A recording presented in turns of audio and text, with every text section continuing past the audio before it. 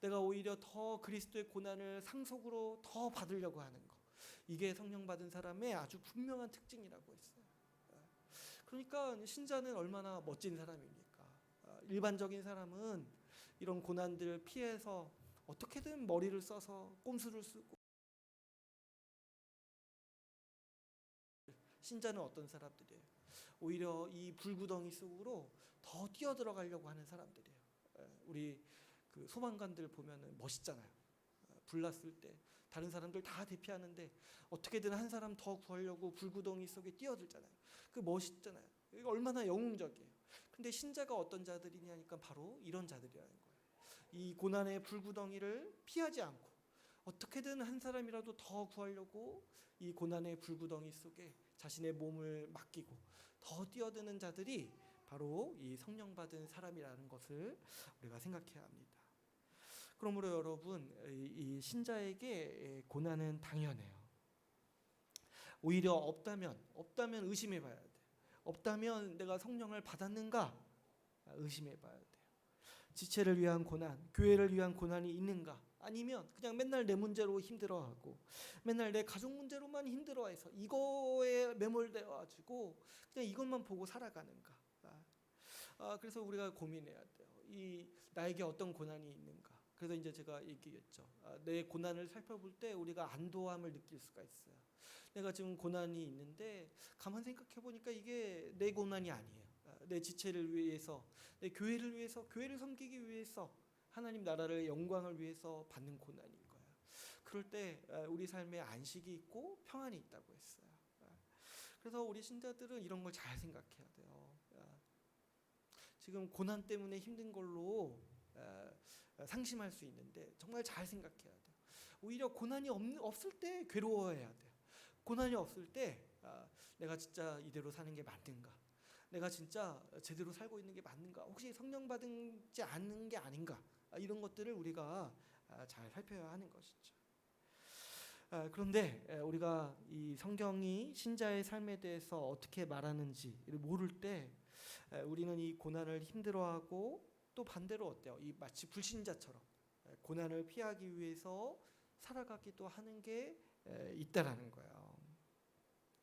신자의 삶의 목적이 그저 편안한 삶이고 이 땅에서 잘 먹고 잘 사는 일에 있다고 여기면, 또 고난이 악한 것이고 고난을 피하는 것이 신자의 미덕이라고 착각하면, 그리고 이런 잘못된 신학, 잘못된 가르침을 받으면 우리가 이 고난에 대해서 고난을 피하기 위해서 우리 인생을 낭비하도록 쉽게 살아갈 수 있다라는 거죠. 또 어떤 분들은 극심한 고난 중에 있다 보면은 이런 것들 잊어버리고, 신자가 어떤 사람인지 잊어버리고 방향을 잃고 길을 잃고 살아가기도 하는 거죠. 그래서 우리는 오늘 로마서 말씀을 아주 유심히 봐야 하는 것이죠. 우리가 어떻게 신자의 삶을 이해하고 어떻게 우리가 살아가면서 겪는 고난을 바라봐야 하는지 오늘 말씀을 통해서 더 분명히 보기를 원합니다. 우리가 신자답게 살기 위해서 그래서 이제 이 18절이 중요하다라고 같이 나눴어요. 18절을 우리 같이 한번 읽어볼까요? 18절 같이 읽어보겠습니다. 시작.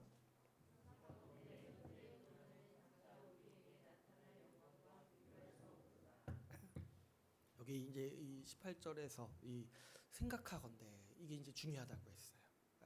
생각을 해야 돼요. 생각하지 않으면 그저 고난이 오면 이 고난 때문에 힘들어 죽겠다. 어떻게든 이 고난을 피해야겠다. 어떻게든 미래에 있을 고난을 피하면서 살아야겠다. 그냥 이렇게 아주 불신자처럼 살아가기가 쉬운 거야.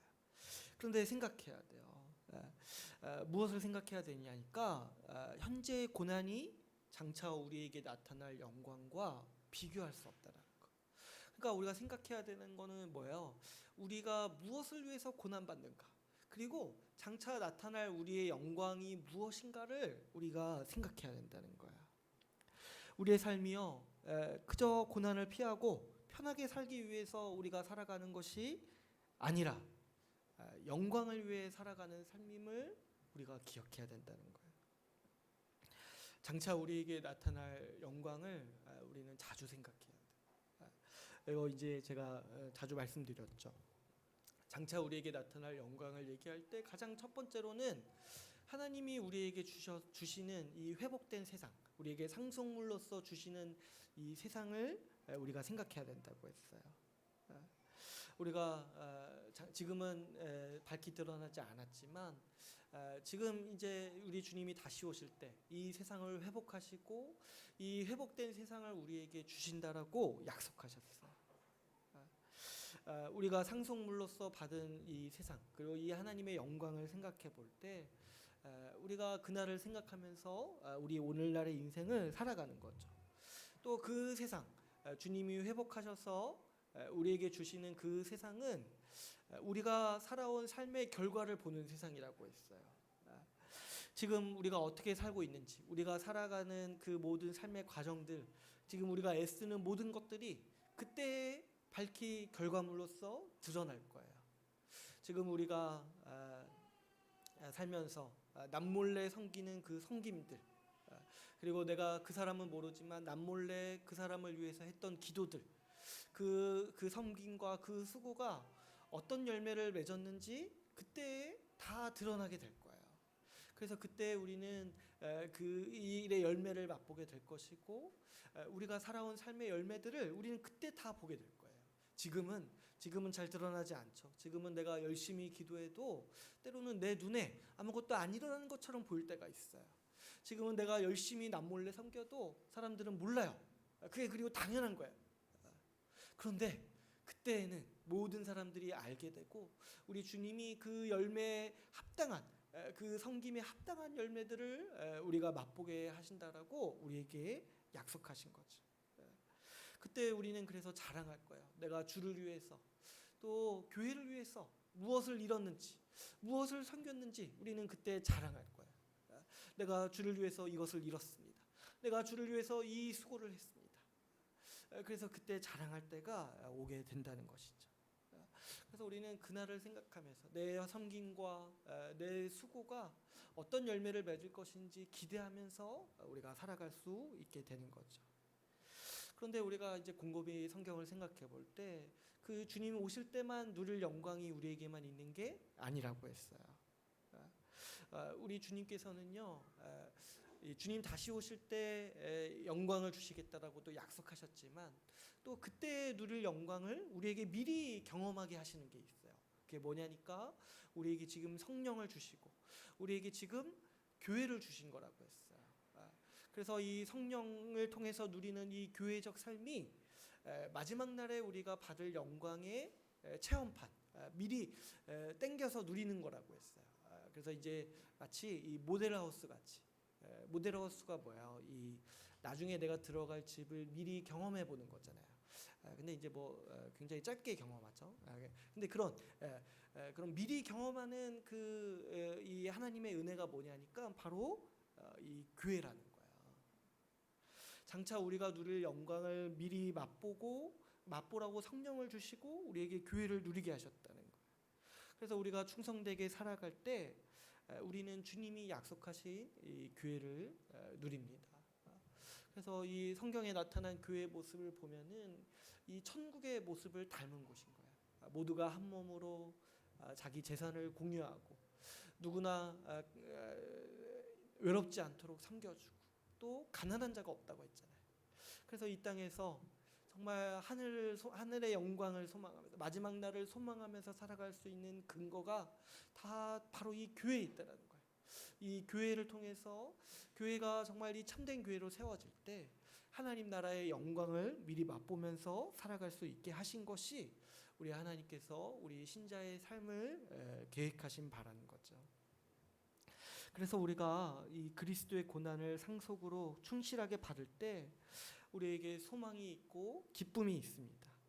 주님께서 영광스러운 교회를 주시기로 약속하셨고 또 마지막 날에 하나님 나라의 영광을 모두 다 주시기로 우리에게 약속하셨기 때문이죠. 그래서 사도 바울은 골로새서 1장 24절에서 이렇게 얘기합니다. 나는 이제 너희를 위하여 받는 괴로움을 기뻐하고 그리스도의 남은 고난을 그의 몸된 교회를 위하여 내 육체에 채우노라. 우리 그리스도를 위해서 이 교회를 위해서 고난 받는 거를 기뻐한다는 거예요. 왜 그러냐니까 이 고난은 그냥 고난 그 자체로 끝나는 고난이 아니라 하나님의 약속된 영광이 있는 고난이라는 거죠. 그래서 우리가 상속으로 받는 고난은 우리가 자발적으로 주를 위해 받는 고난이요. 반드시 열매를 맺는 고난이라는 것을 우리가 알 수가 있는 것이죠. 갈라디아서 6장 9절에서는 이렇게 얘기합니다. 우리가 선을 행하되 낙심하지 말지니 포기하지 아니하면 때가 이름에 거두리라. 우리가 지체를 섬기기 위해서, 교회를 섬기기 위해서 이 그리스도의 고난을 참여한다라는 것은 어떤 열매 없는 고난, 어떤 정말 이 그냥 고난 자체로 끝나는 그런 고난이 아니라 반드시 이 영광의 열매를 맺는 고난이라는 거죠. 그러므로 우리는 고난에 대해서 생각해 볼 때 고난을 이렇게 그냥 힘들다고만 생각하면 안 돼요. 고난을 한번 겪으면 물론 힘들죠. 그래서 너무 힘들어서 길을 잃을 수 있어요. 제정신을 못 차릴 수가 있어요. 그럴 때 우리가 어떻게 해야 되냐니까 생각해야 돼요. 뭘 생각하냐니까 무엇 때문에 고난받는지를 생각해야 돼요. 무엇 때문에. 그렇죠. 우리가 나를 위해 내 가족만을 위해서 고난받는다라고 생각하면 사실 굉장히 힘이 빠집니다. 내가 지금 힘든데 왜 힘든지 한번 생각해 보니까 내가 지금 먹고 사는 것 때문에 힘들어. 그렇게 생각하면 정말 우리 인생이 비참하고 정말 살아갈 힘을 얻을 수가 없어요. 왜 그러냐니까 하나님이 사람을 지으실 때 그런 존재로 지으시지 않았거든요. 우리 인간은요, 의미를 항상 원하는 존재예요. 내가 살아가는데 뭔가 보람이 있고 의미가 있어야 돼요. 근데 내가 지금 힘든 게 그냥 나 먹고 살기 위해서, 내 가족 먹고 살기 위해서 그것 때문에만 힘들다고 생각할 때 우리 자신은 나 스스로를 굉장히 비천하게 여길 수밖에 없고, 이것 때문에 그런 힘들다고 생각하면은 굉장히 우리 인생이 힘들게만 다가오는 것이죠. 그런데 우리 고난을 살펴볼 때 내 고난이 정말 내가 사랑하는 주를 위해서 받는 고난이라고 여길 수 있다라면 그게 우리에게 살아갈 힘을 준다는 거예요. 내가 내 고난을 생각해 볼 때, 내 고난을 가만히 생각해 보니까 내가 내 지체를 위해서 또 우리 교회를 섬기기 위해서, 교회를 세우기 위해서 받는 고난이라고 여길 수 있다라면 그것이 우리 인생에 기쁨을 주고 인생에 힘을 주는 것이고 살아갈 의미를 오늘날에도 주는 것이고 살아갈 보람을 우리에게 주는 것이죠. 그리고 그럴 때 우리 삶에 평안이 있는 것입니다. 그래서 여러분, 우리가 고난을 생각해 볼 때 무엇 때문에 고난받는지를 생각해야 돼요. 우리 영광을 생각해야 돼요. 우리 주님의 그리스도의 고난을 상속으로 받을 때 영광이 있다라고 했어요. 그래서 우리가 이런 것들을 생각하면서 우리 이 고난의 삶을 우리가 이해할 수 있어야 하는 것이죠. 특별히 오늘 본문은 모든 세계가 고난 중에 있다라고 말씀하고 있습니다. 20절이나 21절, 22절을 보시면 피조물이 고난 중에 있다라고 해요. 모든 피조물이 고난 가운데 있다라고 얘기하죠. 그래서 이제 20절에서 어떻게 얘기해요? 피조물이 허무한데 굴복하고 있다. 그리고 21절은 어떻게 얘기해요? 이 썩어짐에 종노릇하고 있다. 그러니까 지금 어떤 얘기를 하고 있어요? 지금 우리만 고통을 겪고 고난을 겪고 있는 것이 아니라 온 세계가, 온 세상이 고난 중에 있다라고 사도 바울은 우리에게 얘기하고 있어요.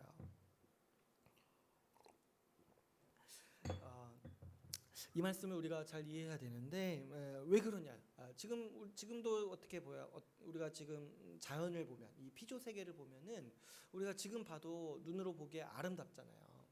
근데 사실 자세히 보면은 뭐가 있냐니까 지금 이 피조 세계도 죄와 사망의 지배 아래서 고통을 겪고 있다라는 거예요. 그래서 그걸 뭐라고 표현하냐면 허무한 것에 굴복하는 거, 그리고 썩어짐에 종노릇하고 있다. 그러니까 죄와 사망의 지배 아래서 고통과 고난을 이 세계 전체가 지금 겪고 있다라는 거예요.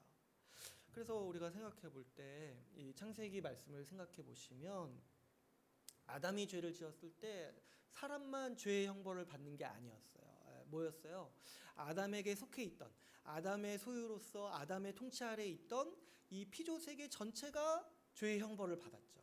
그래서 하나님께서 뭐라고 얘기하셨냐면 이 피조 세계에 대해서도 죄의 형벌을 내리셨어요. 그래서 피조 세계가 이 앞으로 가시덤불과 엉겅퀴를 낼 것이다. 그래서 이 원래는 더 영광스럽고 더 왕성한 생산력을 가졌었는데 인간의 죄로 말미암아서 인간에게 속해 있던 이 피조 세계도 죄로 말미암아서 죄의 영향 안에 들어온 고통을 겪고 있다라는 거죠.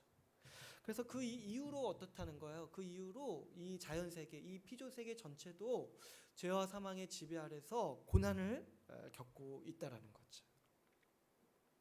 그래서 우리가 이 말씀을 통해서 세상을 볼 때 그냥 자연 세계만 보면은 아름다울 수 있지만 더 깊이 들어가 보면 이 자연 세계도 지금 어때요? 죄와 사망으로 고통을 겪고 있다라는 거예요. 그래서 우리가 이 세상을 볼 때, 이 피조 세계를 볼 때, 또 이런 동식물들을 볼 때 항상 미안한 마음이 좀 있어야 되죠. 원래는 더 영광스러운 존재들이에요. 그런데 우리 인간의 죄로 말미암아서 지금 이 사실 자연 세계는 죄가 없었는데 인간에게 속해 있다는 그 하나만으로 지금 여지껏 죄와 사망의 고통 안에서 살아가고 있는 거죠. 지금 이제 세상을 보면 우리가 많이 겪고 있지만 지금 이 자연 세계가 고통을 겪고 있다는 걸 우리가 지금도 눈으로 보고 있죠. 각종 동식물들이 멸종의 위기에 처해 있고 또 고통을 겪고 있어요.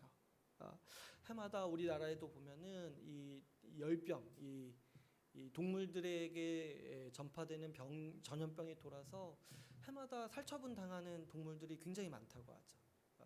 최근에도 이제 돼지 열병 이런 게 돌아서 지금 이제 학자들이 염려하는 게 뭐냐면 돼지가 멸종당할 위기에 처할 수도 있다는 거예요. 지금 근데 이 원인이 뭐냐니까 인간의 죄 때문이라는 거죠. 인간의 과도한 탐욕으로 인해서 동물들도 지금 죄의 이 참상을 겪고 있다는 거예요.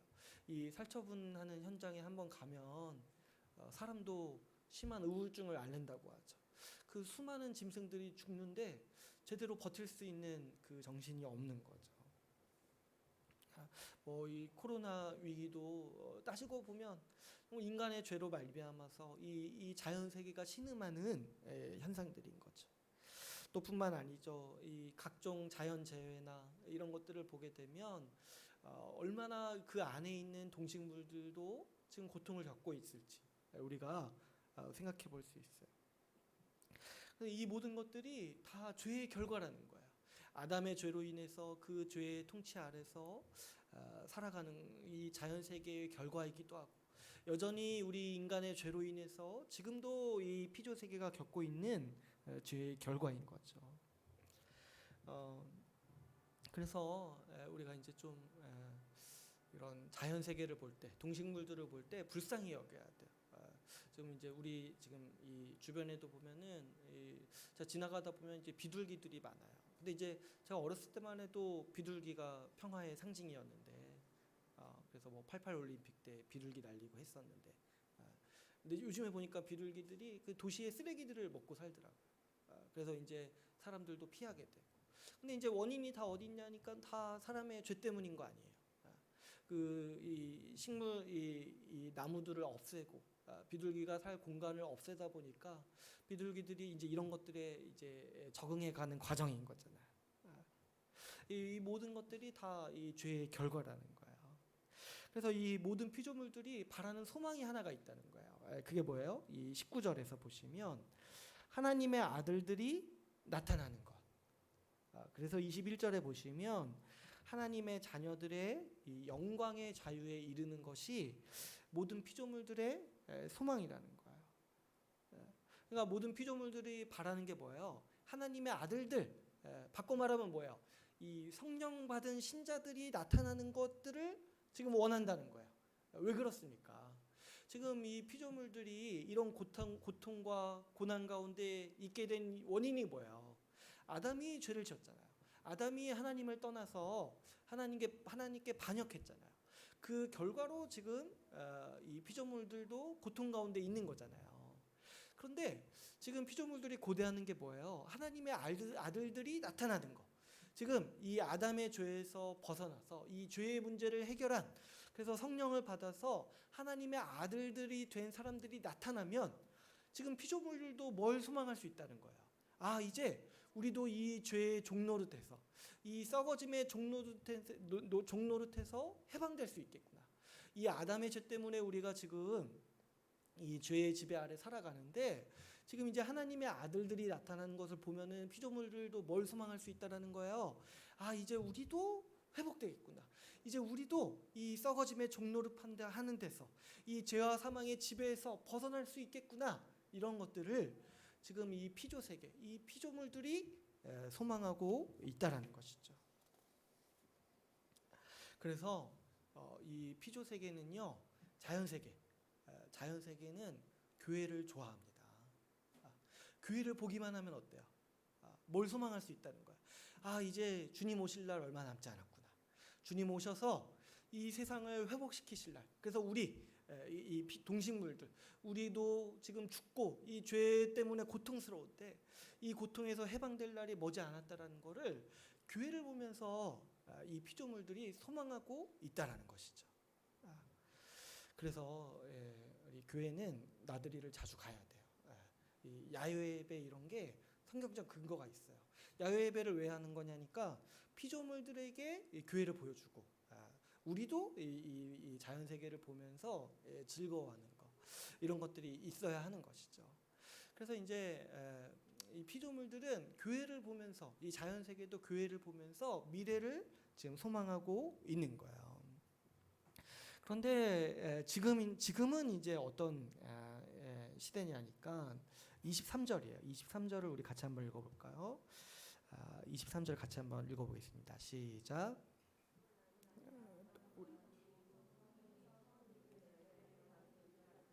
속으로 탄식하여 양자될 것 곧 우리 몸의 속량을 기다리느니라.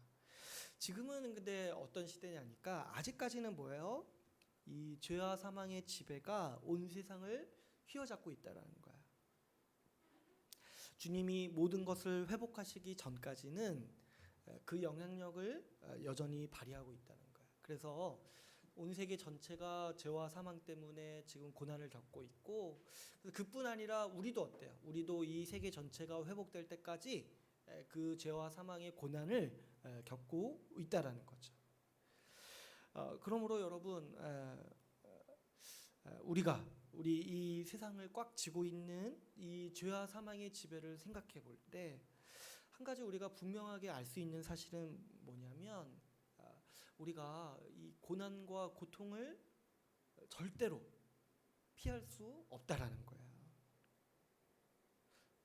왜 그러냐니까 이 죄와 이 죄의 참혹한 결과가 우리 삶을 짓누르고 있기 때문인 거죠. 지금 여러분 어때요? 우리가 지금 괴로운 것에 상당한 원인이 어디에 있어요? 지금 자연재해와 이 코로나 질병에 있잖아요. 지금 이 죄의 결과로 일어난 이 자연재해 때문에 우리 삶이 지금 얼마나 고통받고 있습니까? 또 이 죄의 결과로서의 고통은 우리 개인의 삶에도 언제나 찾아옵니다. 우리 이 죄 때문에 우리 몸이 노화의 현상을 겪는 거죠. 죄 때문에 우리 몸이 죽음을 향해서 가고 있는 거죠. 그래서 우리가 병 걸리고 질병에 고통하고, 또 우리가 몸이 노쇠하면서 오는 모든 고통이 이 죄와 사망의 지배 아래에서 겪는 현상이라는 거예요. 또 어떻습니까? 이 죄와 사망의 지배 아래서 우리의 또 이 어떤 성정, 우리 관계적 측면의 죄들도 여전히 난무하고 있는 것이죠. 우리 인생을 살아갈 때 겪는 많은 괴로움 중에 하나가 뭐냐면 관계에서 오는 괴로움이죠. 근데 결국에 왜 관계가 괴롭냐니까, 왜 사람들이 관계 맺는 게 힘들다라고 자꾸 얘기하냐니까 다 죄 때문인 거죠. 나도 죄된 마음으로 이기적으로 사람을 대할 뿐만 아니라 다른 사람들도 나에게 죄를 범하고 나를 이용해 먹고 나를 향해서 죄를 범하기 때문에 우리 인생이 괴로운 거죠. 우리의 이 죄는요 반드시 파국을 가져옵니다. 우리의 죄된 습관, 죄된 성격 이런 것들은 반드시 관계를 파탄내고 관계를 깨트리는 것이죠. 또 이 죄의 본질적인 모습을 생각해 볼 때 제가 이제 얘기했죠. 이런 육신이나 죄와 사망의 지배에서 가장 이제 특징적인 모습은 뭐냐면 자기를 위해서 사는 거라고 했어요. 자기를 위해서 사는 거. 그래서 이 죄가 만들어내는 이 파국적인 모습이 뭐냐니까 결국에 이런 거예요. 자기를 위해서 살다가 아무도 사랑하지 않는 거예요. 이 죄의 가장 무서운 저주가 이거예요. 자기만을 위해서 살다가 아무도 사랑하지 않고 그냥 죽는 거. 자기만을 위해 살다가 죽는 거.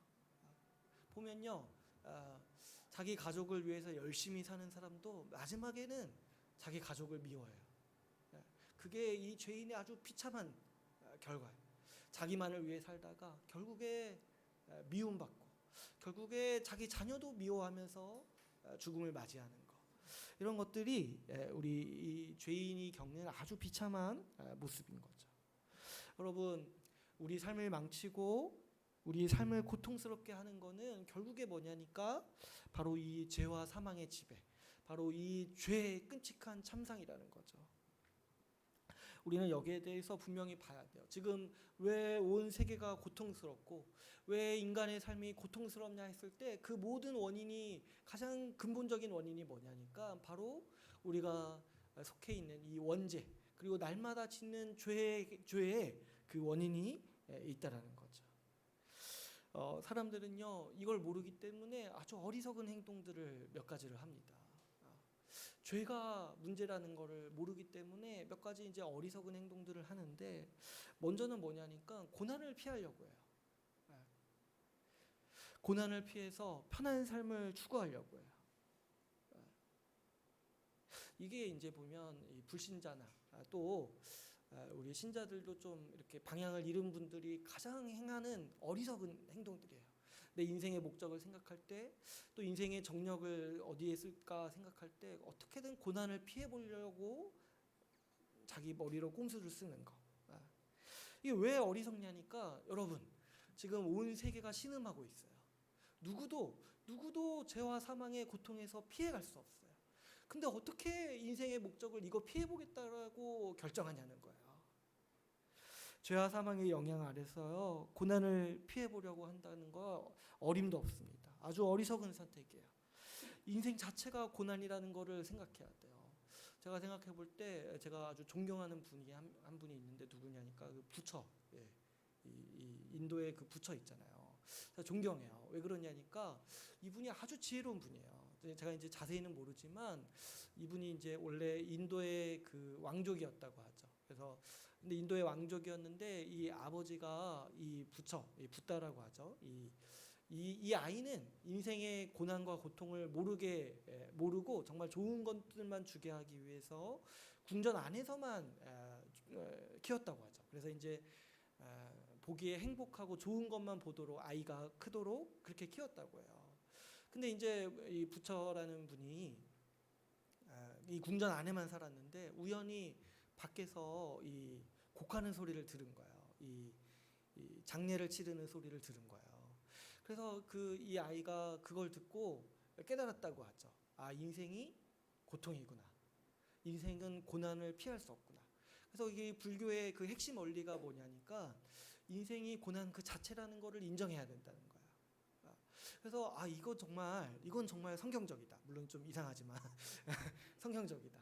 물론 이제 원인을 파악하는 것에는 실패했지만 현상을 파악하는 것에서는 정말 세상의 지혜 중 가장 지혜롭다. 뭐냐니까 인생 자체가 고난이라는 거야. 누구도 이 죄와 사망의 지배를 피할 수 없기 때문에 우리 삶은 고통이 있다라는 거죠. 세계 전체가 신음하고 있는데 여러분 우리가 어디서 평안을 찾을 수 있겠습니까? 우리가요 원래 인생 자체가 고난이고 고통이라는 것을 인정하지 않으면은요 항상 우울증에 빠질 수밖에 없어요. 내가 왜 고통스럽지? 내가 왜 고난스럽지? 난 원래 행복해야 되는데. 이 생각을 하면은 항상 우울해요. 근데 이제 우리가 이런 걸 피할 수 있는 방법이 뭐냐면 이걸 인정해야 돼요. 원래 인간의 삶은 고통스러운 거예요. 행복해야 된다. 행복 이런 거요. 그냥 어떤 동화에서 얘기하는 순진한 얘기일 뿐인 거죠. 우리가 고난을 피하기 위해서 살아가는 거는 아주 어리석은 거예요. 피하려고 하지만 결국에 뭐예요? 다 죽어요. 다 죽고 이 죽음을 향해서 이 죽음의 고통과 고난이 언제나 우리 삶을 위협하는 것이 우리 인생의 삶인 거죠. 또 사람들의 어리석은 거는 또 어떤 행동이 있냐면은 이 죄와 사망의 문제를 해결하지 않고 이 고난의 문제를 극복하려고 해요. 사람들은요 저마다 이 고난을 극복하려는 해결책들을 생각해요.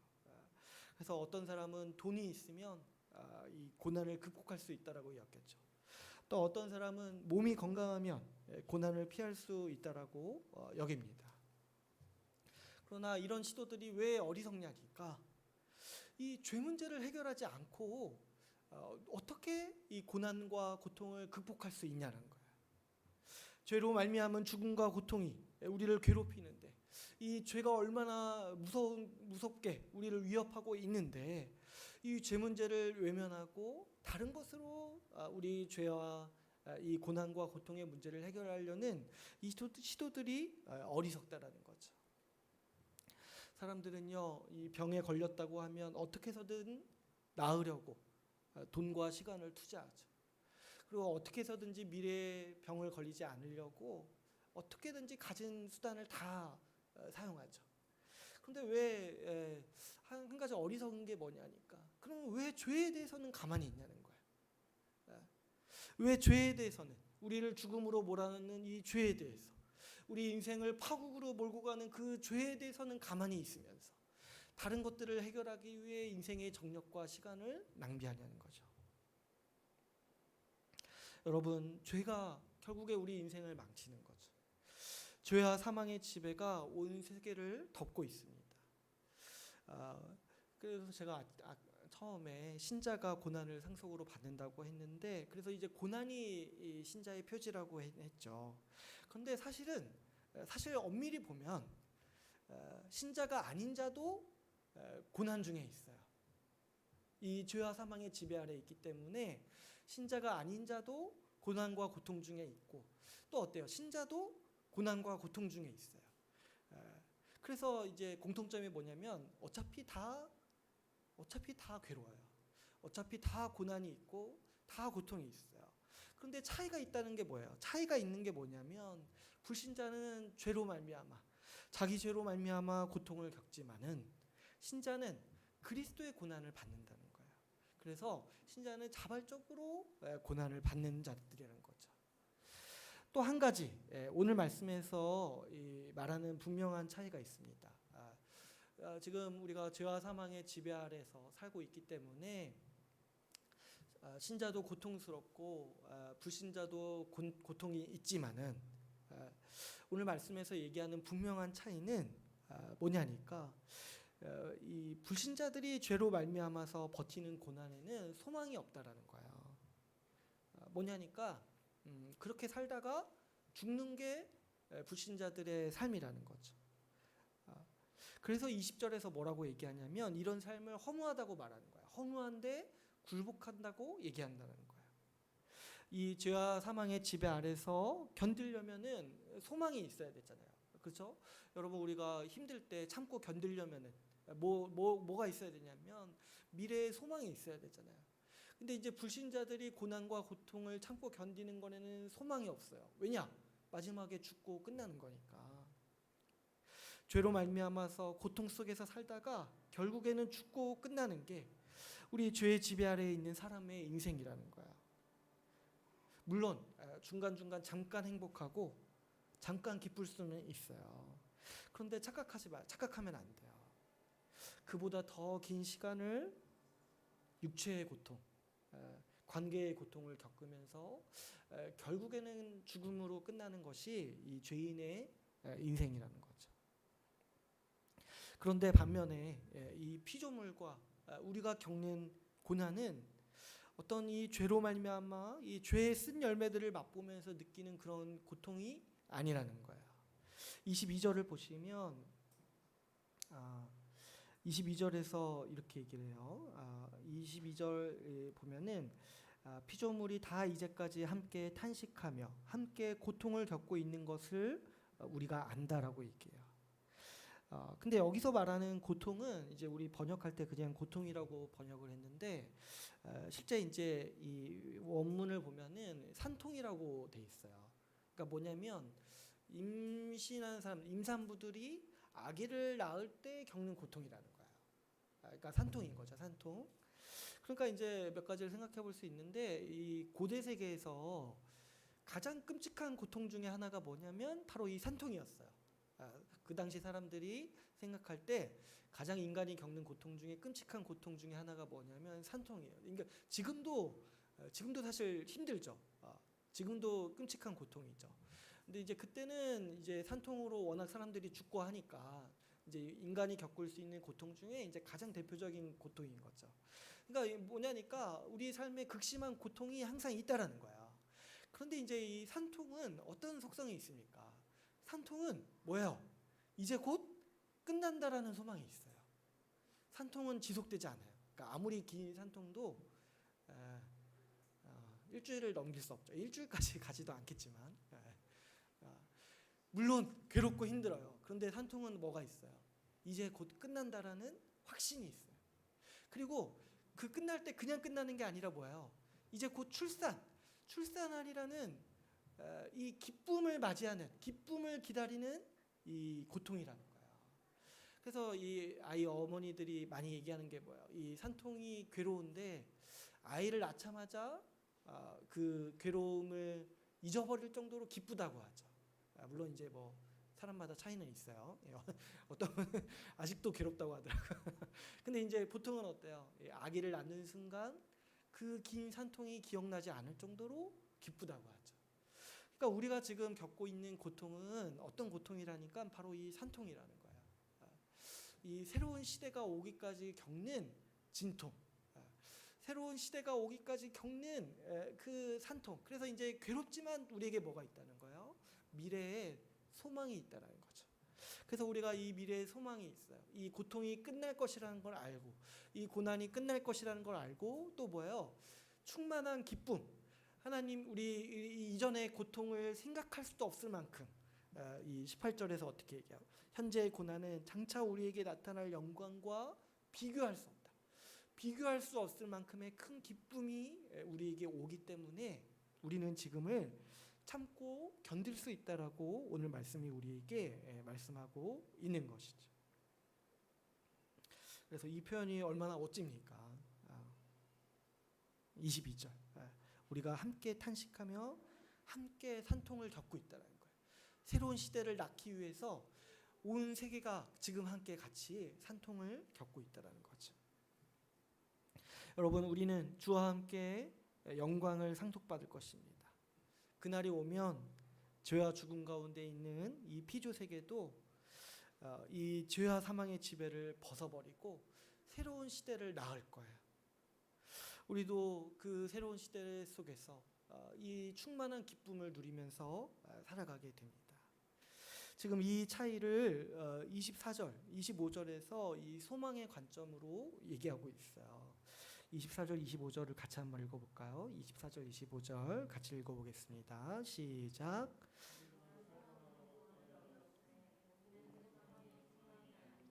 보는 것을 누가 바라려? 만일 우리가 보지 못하는 것을 바라면 참음으로 기다릴지니라.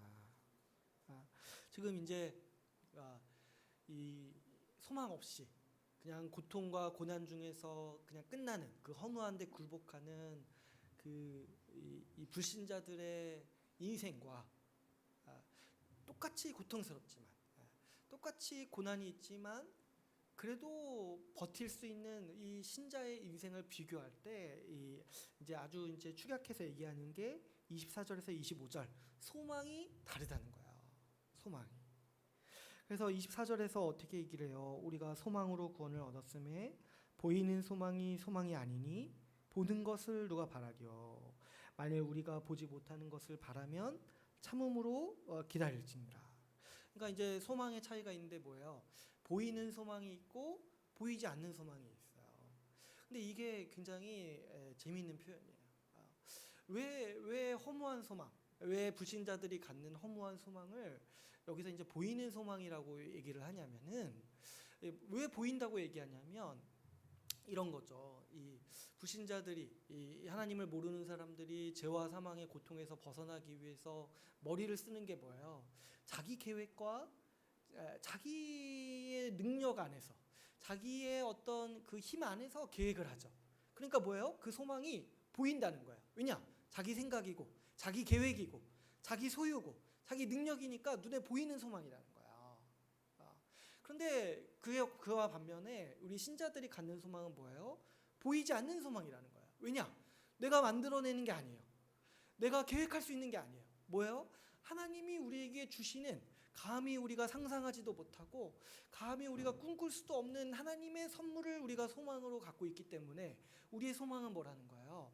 보이지 않는 소망이라는 거예요. 우리가 계획한 것도 아니고 우리가 만들어낸 것도 아니기 때문에 하나님께서 그분의 능력으로, 그분의 그 힘으로 주시는, 그분의 능력의 집약으로 주시는 소망이기 때문에 보이지 않는 소망이라는 거죠. 그래서 여러분, 이 사람들이 목표로 소망으로 하고 살아가는 게 무엇인가 한번 생각해 보시면 다 이 보이는 소망이라는 거예요.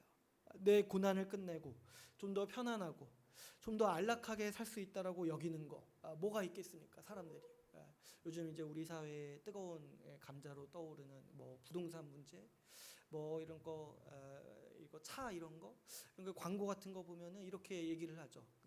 당신이 이런 걸 가지면 당신은 모든 고통에서 해방될 수 있습니다. 당신이 이런 걸 가지면 당신은 편안하게 살 수 있습니다. 이런 것들을 얘기하죠. 그래서 사람들의 소망은 보이는 소망이에요. 내가 저 집을 가지면 내 고난이 끝날 거라고 생각해요. 내가 저 차를 가지면 내 고통이 끝날 거라고 생각하는 게 사람들의 소망이죠. 또 뭐가 있어요? 뭐 내가 저 재산을 가지면, 저 자산이 있으면 내 고난이 끝날 거라고 사람들은 생각한다는 거예요. 근데 우리가 질문할 수 있는 건 그런 거예요. 그게 어떻게 소망이냐는 거예요. 그런 것들이 당신을 죄의 문제에서 건져주냐는 거예요. 아무리 좋은 집에 살아도 날마다 죄를 뿜어내는 네 성격은 어떻게 할 거냐는 거예요. 너 때문에 수많은 사람들이 고통받고 네 죄 때문에 결국 네 인생이 망할 건데 좋은 집에서 그렇게 죄 문제를 어떻게 해결할 수 있냐는 거예요. 그래요. 뭐 제가 예전에 본 광고에서는 이렇게 얘기를 하더라고요. 당신이 타고 있는 차가 당신의 품격을 말해줍니다. 근데 얼마나 참 이상합니까? 여러분, 어떤 사람이 좋은 차 타고 가면은 저 사람은 정말 위대한 사람이구나 이런 생각을 합니까? 저 사람은 품격이 있습니다 이런 생각을 합니까? 오히려 그 좋은 차 타고 신호 어기면 어때요? 아유 정말 나쁜 이상한 사람이다 생각하잖아요. 여러분, 좋은 차, 좋은 소유가 우리 죄의 문제를 해결하는데 어떤 능력이 있습니까? 우리 그 좋은 차 타고 좋은 집을 가지면, 그 은행 잔고가 많으면 안 죽냐는 거예요. 그 죄와 사망의 고통에서 벗어날 수 있냐는 거예요. 그 노화 현상에서 벗어날 수 있냐는 거예요. 좋은 재산이 많으면 정말 그 죄의 성격을 극복할 수 있냐는 거예요. 가진 것이 많으면, 그래서 남들 앞에서 자랑할 수 있는 소유가 있으면 그 죄에 정말 빠져나올 수 없는 이 죄의 고통에서 벗어날 수 있냐는 거예요. 결국엔 똑같이 찾아온다는 거죠. 그래서 사도 바울은 24절에서 이렇게 얘기를 해요. 보는 것을 누가 바라리요? 정말 멋있는 말씀 아니에요. 보는 것을 누가 바라리요? 사실 이 말씀은 교회에서만 할 수 있는데 제가 곰곰이 생각해 볼 때 또 아무 교회에서도 할 수 없어요. 이렇게 딱 당당하게 얘기해야 되는데 보는 것을 누가 바라리요? 근데 딱 다 속으로 생각하고 있어요. 나는 바라고 있어요. 진짜 어리석은 거 아닙니까? 그 소망이 우리를 죄와 사망의 고통에서 건져낼 수 없는데 이런 것들을 소망하면서 살아가는 인생이 얼마나 허무한 인생인데. 그래서 우리는 교회에서 당당하게 얘기할 수 있어야 돼요. 보는 것을 누가 바라리요? 보는 것을 누가 바라리요? 그 죄와 사망의 지배에서 우리를 건져낼 수 없는 그 무능력한 것들을 누가 바라냐는 거예요. 죄 문제를 해결하지 않은 사람에게 어떤 소망이 있냐는 것이죠. 24절에서는 어떻게 얘기합니까? 그러나 우리는 소망으로 구원을 받았다라고 얘기합니다. 여러분, 우리가 구원받았다라는 건 어떤 의미냐니까 미래에 소망할 바가 있다라는 거예요. 바로 그 보이지 않는 소망. 하나님이 하시는 일을 우리는 소망할 수 있다는 거죠. 주님이 다시 오셔서 죄와 사망의 지배를 완전히 끝내시는 일. 그래서 회복된 세상을 우리에게 주시는 일을 우리는 소망할 수 있어요. 주님께서 성령을 주셔서 우리를 바꾸셔서 우리에게 있던 죄의 속성을 없이 하시고 우리가 죄와 사망의 성향을 제거하고 우리가 자기를 위해 살지 않고 이 자기를 위해서 사는 이 죄의 이 구렁텅이에서 우리를 건져 주셔서 성령의 능력으로 이 죄를 극복하면서 살아가게 해주시는 우리 주님의 능력에 우리가 소망이 있다라는 거예요. 우리는 죄의 영향력이 없는 현재와 미래를 꿈꾸면서 살아갈 수 있는 것이죠. 그래서 우리의 소망은 다 여기에 있어요. 이 보이지 않는 소망에 있어요. 하나님의 영광이 나타나는 그 날을 우리를 소망하면서 살아가는 거죠. 볼 수가 없죠. 근데 우리는 어떻게 해요? 들으면서 살아가는 거예요. 말씀이 우리에서 증거하고 들으면서 살아가는 거죠. 하나님께서 우리 이 세상을 회복시키셔서 우리에게 주실 것이다. 이 하나님께서 우리를 회복시켜서 우리를 살아가게 하실 것이다. 특별히 어떻게 얘기를 하죠? 23절에 보시면 우리가 뭘 기다린다고 해요? 양자될 것, 곧 우리 몸의 성량을 기다린다라고 얘기해요. 이 몸의 성량이라는 거는 우리가 부활해서 새로운 육체, 새로운 몸을 가질 것에 대해서 얘기하는 거예요. 그러니까 이 하나님께서 변화시켜 주시는 회복된 세상에서 우리가 그냥 그대로 들어가서 사는 것이 아니라 새로운 육체, 이 몸의 성량, 새로운 육체를 가지고 들어간다는 거죠. 그때 우리 이 부활의 육체를 받았을 때 우리에게는 노화와 질병이 더 이상 없습니다. 우리 몸에는 항상 에너지가 넘치고 가장 활력이 넘치는 인생으로 살아갈 거예요. 또 그때는 가장 중요한 게 우리 가운데 이 죄의 성향이 없다라는 거죠. 새로운 육체를 입어서 죄가 없이, 그래서 굳이 자기 부인하기 위해서 노력할 필요 없이 완전한 육체로 우리는 그날을 살아갈 거예요. 또 우리의 소망이 무엇입니까? 우리 25절에 보시면 보지 못하는 것을 바라면 참음으로 기다린다고 했어요. 근데 이제 우리가 참을 수 있는 원동력이 어디에 있냐니까 이 교회에 있어요. 교회. 하나님께서 우리에게 약속하신 영광을 미리 볼 수 있는 곳이 어디냐니까 바로 이 교회이기 때문이죠. 우리가 교회에서 미래에 우리가 누릴 영광을 미리 누림이기 때문에 현재의 고난과 고통을 인내할 수 있다라는 것이죠. 교회는 죄와 사망의 지배가 창궐하고 꽉 붙잡고 있는 이 세상에서 유일하게 우리 주님께서 은혜의 성령의 지배를 시작하신 곳이에요. 그래서 교회는 마치 이 세상의 대사관과 같은 곳이에요. 대사관이 어떤 곳이에요? 그 나라에 있는 대사관은 어때요? 그 나라의 이 지배 아래 있지 않고 대사관을 내준 그 국가의 지배를 받는 곳이죠. 우리 교회는 죄와 사망의 지배 통치 아래 들어온 하나님 나라의 통치가 지배하는 대사관과 같은 곳이에요. 비록 몸과 우리 생활은 지금 이 땅, 이 한국이라는 땅에서 살아가고 있지만은, 그래서 동일하게 죄와 사망의 지배가 우리 가운데 펼쳐지지만은 교회는 어떤 곳이에요? 하나님께서 성령의 지배, 은혜의 지배를 우리에게 특별히 약속하신 곳입니다.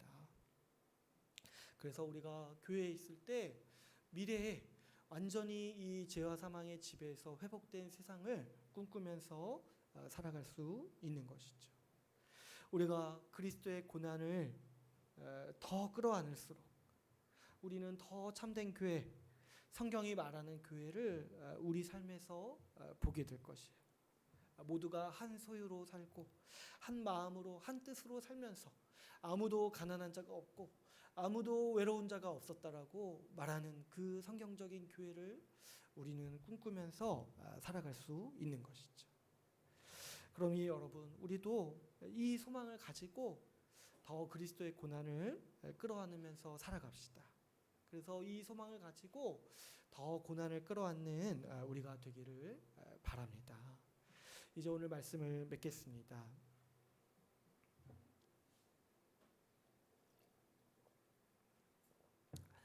우리 오늘 말씀을 통해서 지금 이 세상을 보는 관점과 이 고난을 보는 성경적 관점에 대해서 같이 나눴어요.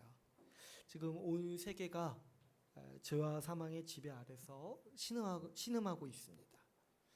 죄의 지배 아래서 살 때 우리가 분명히 명심해야 하는 것은 우리는 절대로 그 누구도 아무리 큰 부자라도 아무리 건강한 사람이랄지라도 고난과 고통을 피할 수 없습니다. 왜 그러냐니까 죄의 쓴 열매들을 맛보다가 죽는 것이 죄의 지배 아래 있는 우리의 인생이기 때문입니다. 무엇보다 중요한 것은 이 보이는 소망, 우리의 머리에서 나오고 우리가 계획하고 우리가 어떻게든 꼼수 쓰려고 하는 그 보이는 소망이 우리의 문제를 해결할 수 없다는 사실을 기억합시다. 우리의 계획이나 우리의 소유가 우리 죄의 문제를 해결할 수 없습니다. 이 죄와 사망의 지배에서 버틸 힘을 그런 것들이 주지 않아요. 좋은 집에 사도 우울은 언제나 찾아오고 좋은 차를 가지고 있어도 죄와 사망의 고통이 시시각각으로 찾아옵니다. 그런 것들에 소망을 걸고 그런 것들에 피난처를 찾는 사람마다 더 좌절하고 고통스러울 거예요. 여러분, 오직 이 보이지 않는 소망이 이 세상을 살아갈 힘과 용기를 줍니다. 하나님이 우리에게 주시는 선물, 마지막에 완성될 하나님 나라, 우리가 이 땅에서 누리는 이 참된 교회를 우리가 소망하고 살아갑시다. 하나님의 방법만이 이 죄인에게 안식을 줄 수 있습니다. 우리가 우리 죄로 인한 고난이 아니라 그리스도의 고난을 더 끌어안고 살아가기를 원합니다. 우리는 우리 죄 때문에 고난받는 사람들이 아니라 그리스도의 고난을 상속으로 받는 사람들입니다. 우리가 예수 그리스도를 더 사랑해서 그분의 고난을 더 끌어안고 하나님 나라의 충만한 복을 누리는 우리 주의 나라 교회가 되기를 소망합시다. 우리 오늘 말씀을 마치고 같이 기도하는 시간을 갖도록 하겠습니다.